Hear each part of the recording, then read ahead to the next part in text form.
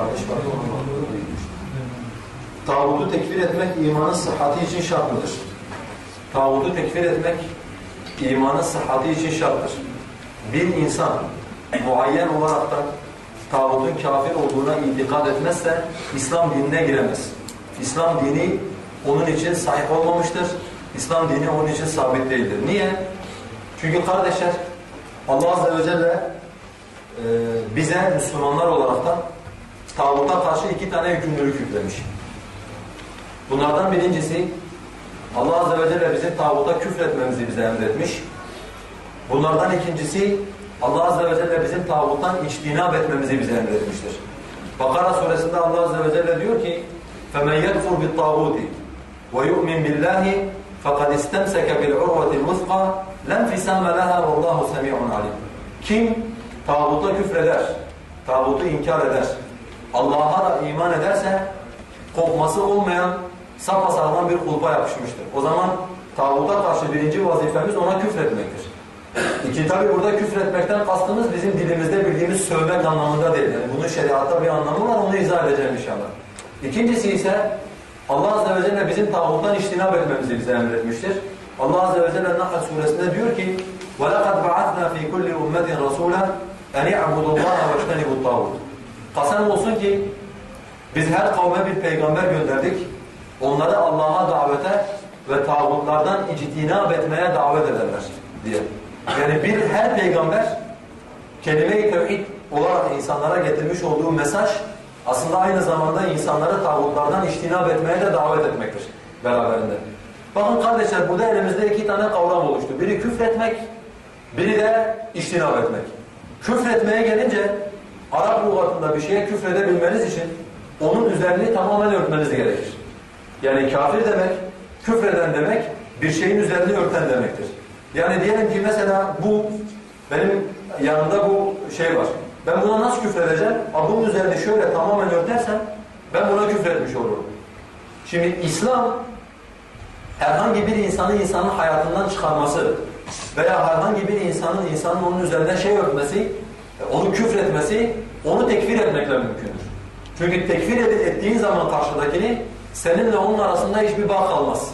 Onun küfrüne itikad etmiş olduğun zaman seninle onun arasındaki bütün bağlar birbirinden kopmuş olur ve sen ona kamil anlamda küfretmiş olursun. Muhammed İbni Abdülvahhab bir sözünde diyor ki tağuta küfretmenin sıfatı. Yani sen mesela bir tağuta nasıl küfredeceksin? Bu nasıl gerçekleşecek? Bunu anlatıyor.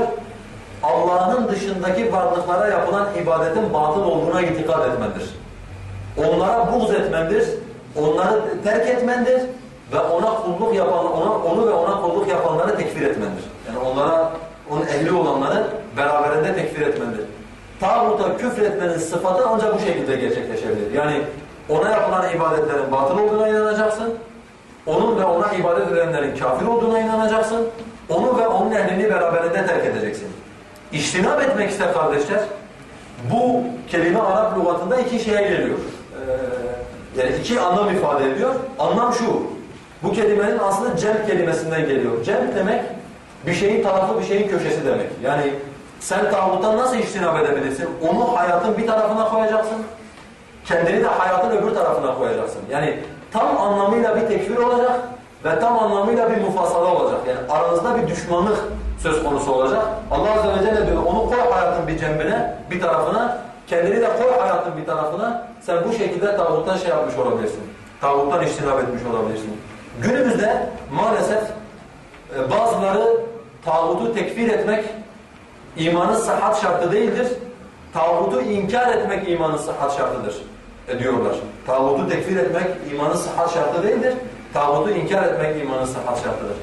Fakat şu noktayı atlıyorlar beraberinde. Bir insan kafir olmadan tağut olamaz kardeşler. Yani bu akılla zaruri bilinmesi gereken şeylerdendir. Hani bir insan önce kafir olur, ondan sonra küfründe azgınlaştığından dolayı bu sefer şey yapmış olur, tağutlaşmış olur. Yani siz bir insanın küfrüne itikad etmeden onun tağut olduğuna itikad edemezseniz o zaman ona zulmetmiş olursunuz. Şimdi mesela diyelim biri diyor ki ben tağutu inkar ediyorum, tağutu reddediyorum ama ben onun kafir olduğuna inanmıyorum. Sen o zaman zalimsin. Yani kendi mezhebine göre, kendi anlayışına göre sen zalimsin. Niye? Madem adam kafir değil, neden adama buğz ediyorsun o zaman? Madem adam kafir değil, neden adama inkar ediyorsun o zaman? Madem adam kafir değil, neden adamdan içtinap ediyorsun o zaman? Eğer bu adam kafir değilse Müslümandır. Yani İslam'da bu işin ortası yoktur. Allah Azze ve Celle öyle diyor. O Allah sizi yaratmıştır. Ya kafirseniz ya da Müslümansınız. Yani bu ikisinin ortasında bir merhale, bir mertebe yoktur. Bir insan ya Müslümandır veyahut da bir insan kafirdir. Sen bu adam kafir değil diyorsan, sen istesen de istemesen de bu adama Müslüman demişsindir. Çünkü Allah İslam'la küfür arasında bir merhale, İslam'la küfür arasında bir mertebe tayin etmemiştir. Kafir değilse Müslümandır, Müslüman değilse kafirdir. İkisinden bir tanesi. Sen bu adamın kafir olduğuna itikad